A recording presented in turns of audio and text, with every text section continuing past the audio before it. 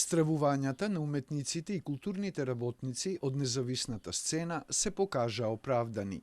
Меѓу годишните конкурси по дејности за поддршка на проекти од национален интерес во културата за 2025 година, што ги распиша Министерството за култура и туризам во понеделникот, а ќе траат до крајот на октомври, не се опфатени интердисциплинарната и дејноста креативни индустрии.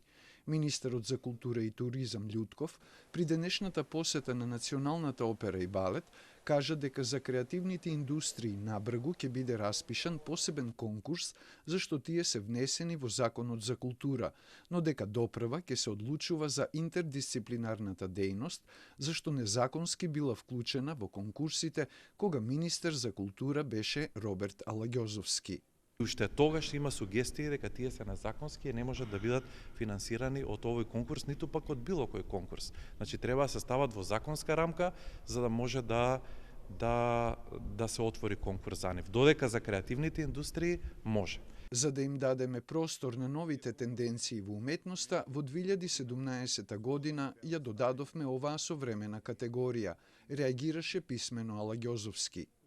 Зарем не е цинично министерот Љутков, што во груевистички манир по скратена постапка, без проценка за влијанието на регулативата, без законски рокови за јавна дебата, го смени името на ресорот и му придодаде цела економска гранка, да укинува конкурс зашто не бил дел од ригидно поделените дејности во ретроградниот закон од 2014 година. По повод распишувањето на годишните конкурси за 2025, јавноста на социјалните мрежи праша за ефектите од одобрените проекти од конкурсот за интердисциплинарна дејност за оваа година, кои што се однесуваат на бришење на шкртаници од објекти и спомен обележја и за привлекување публика што добија по околу 900.000 денари. Но од Министерството за Телма одговорија дека парите не се потрошени, зашто апликантот на првиот проект се откажал од реализацијата, а за вториот дека не е вратен договорот склучен од нивна страна.